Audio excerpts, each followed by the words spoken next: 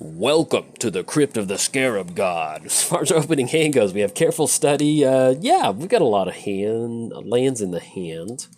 A little clunky, but with that Careful Study and Void, yeah, we're going to keep on this one. I like that. Why not? Maybe we can get a quick Void Winter on the battlefield and keep our opponent off any sort of even spells. That sounds like that sounds like a lot of fun. Let's get this Scarab God popped up and see if our opponent wants a mulligan past 6 or not. Okay, let's go to get down Dark Slick Shores. Let's go and go for Careful Study. Let's really set the tone for our opponent by getting that Void Winter into the graveyard. Demon of Dark Schemes in. I'm just going to dump both of those into the graveyard, and then we're going to go and pass the turn to our opponent.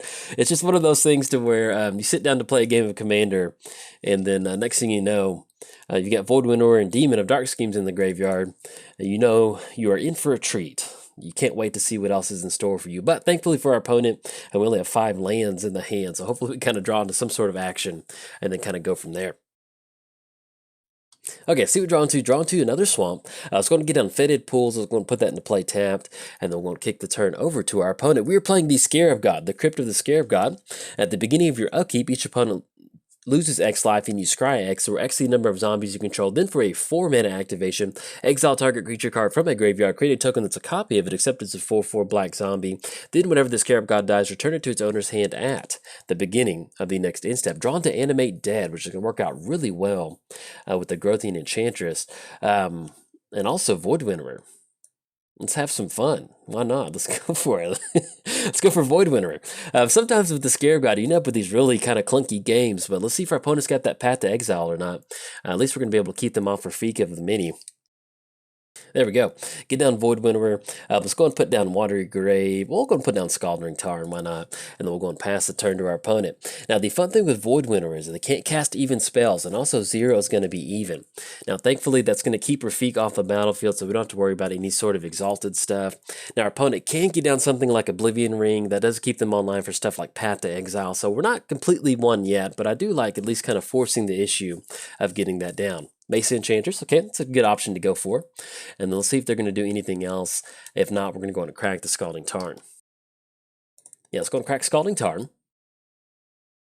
And let's go and grab Sunken Hollow. Yeah, grab Sunken Hollow, have that come into play tapped. Now, the also good thing about Void Winter is that even creatures can't block too, so that's going to leave off a Growthian Enchantress. Let's go and get down Watery Grave, have that come into play tap, not going to pay 2 life. And let's go and swing it across for 10.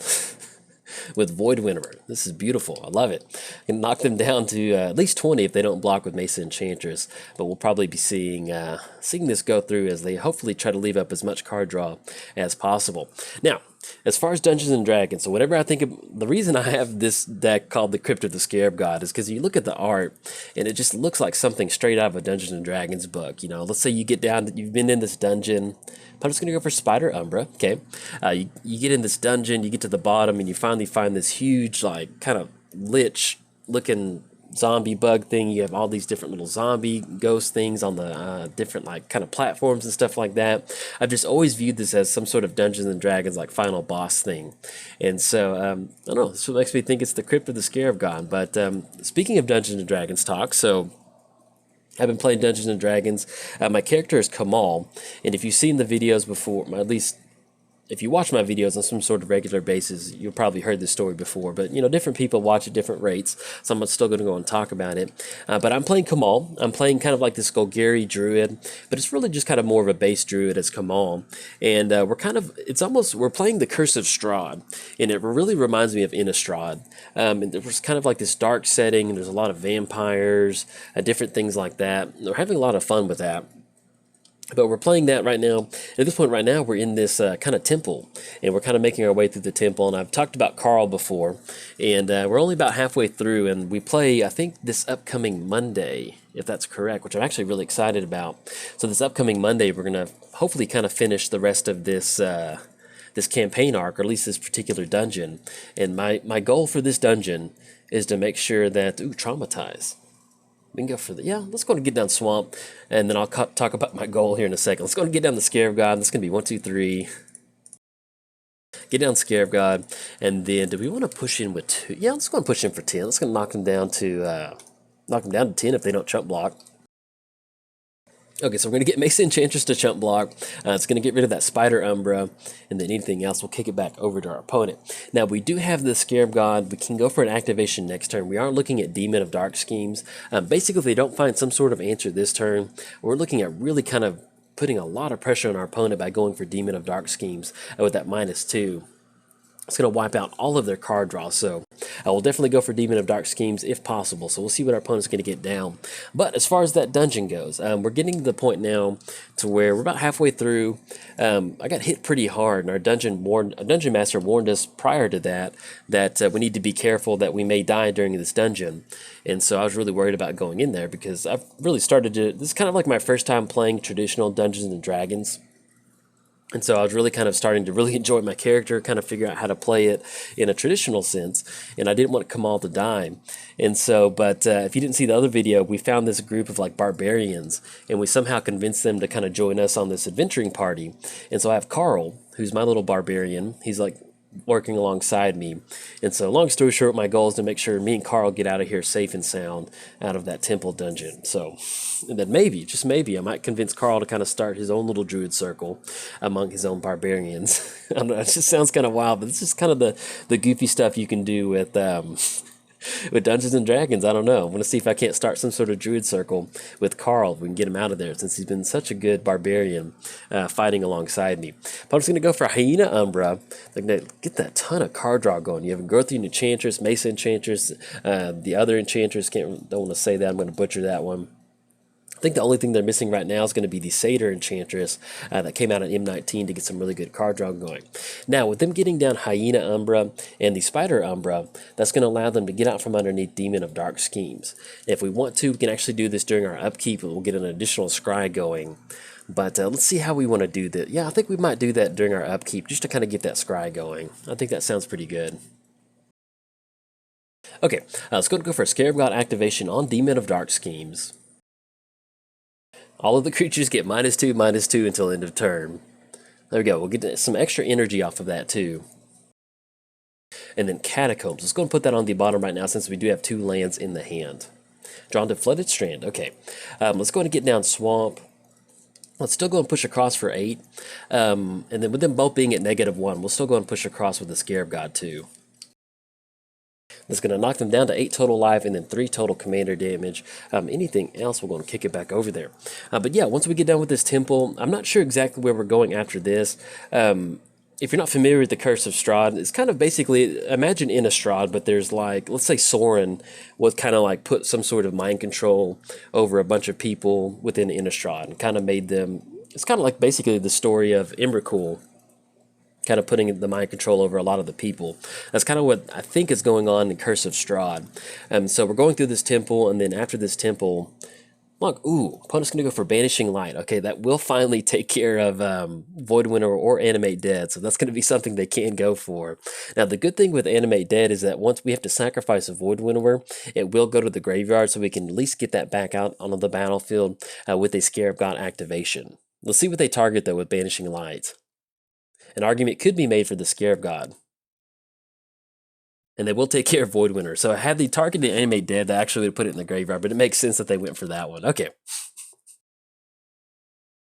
Another thing, another thing that we can do is we can go for Scarab God on Eternal Witness, and that will allow us to bring back Careful Study back to our hand, which we can get Whispering One into the graveyard. That's going to be 1, 2, 3, 4, 5, 6, 7. Actually, if we just want to hold on to that one, we can get down Whispering One, and that'll really kind of put some pressure on our opponent, making them sacrifice a creature.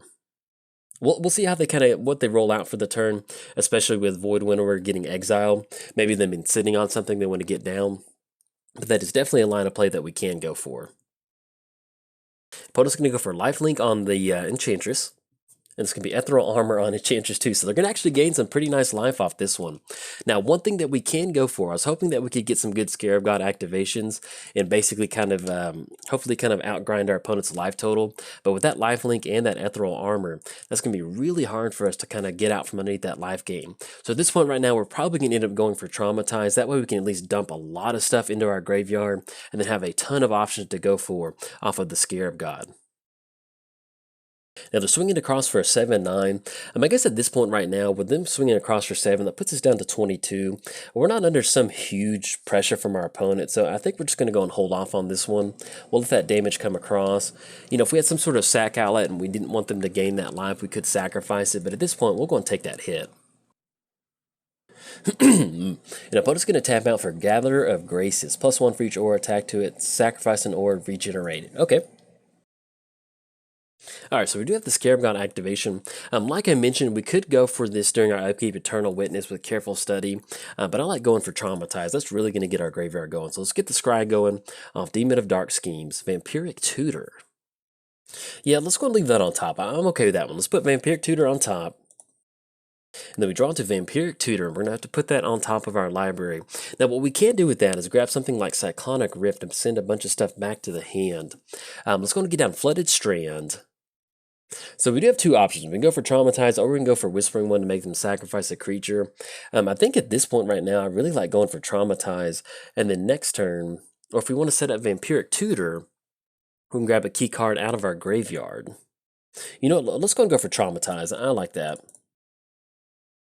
Okay, it's going to dump a lot of stuff into the graveyard, and I'll get this popped up in just a second. Anything else that we're going to go for? No. Let's just go and pass the turn to our opponent. Thankfully, the Enchantress does not have flying, so at this point right now, we can just simply leave up Demon of Dark Schemes as a blocker. And we'll see exactly what we're going to go for. We've got Hostage Taker coming out of the graveyard. That's going to get around that Totem Armor. That'll definitely kind of help us get that going. 1, 2, 3, 4, 5, 6, 7, 8. So we'll actually be online for 2 activations with the Scarab God next turn. So we'll see exactly what we're going to go for. But we'll simply go and hold these 2 creatures back, and then we'll see what sort of enchantments our opponent can get down.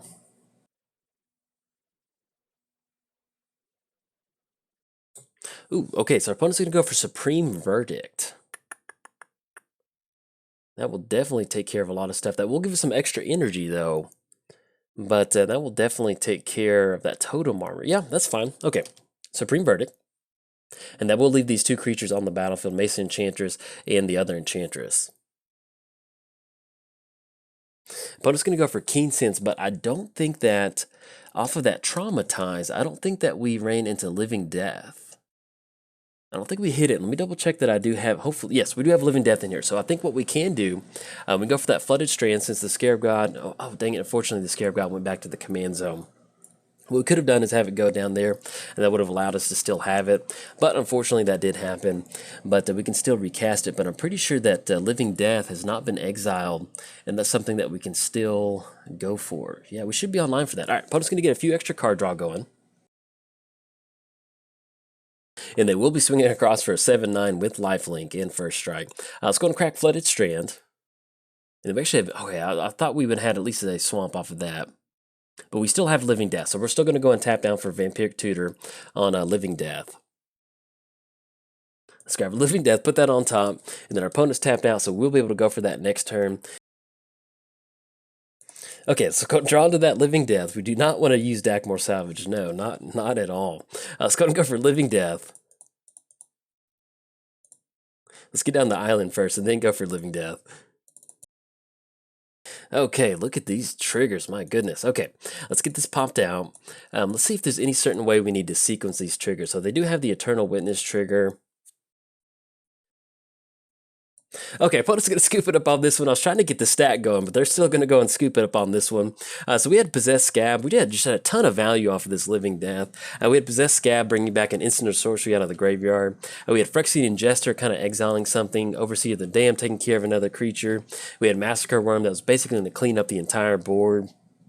Hostage Taker was going to be able to grab another creature, and then Corpse Connoisseur was going to allow us to put another creature card into the graveyard. So you can definitely see where that Traumatize, we got lucky not exiling, but not milling that Living Death, and by us casting that Living Death, ended up with a really, really nice board state. Look at that, just beautiful. Makes the Scarab God really happy. Anyways, you enjoyed the video. Like and subscribe. Thanks. Bye.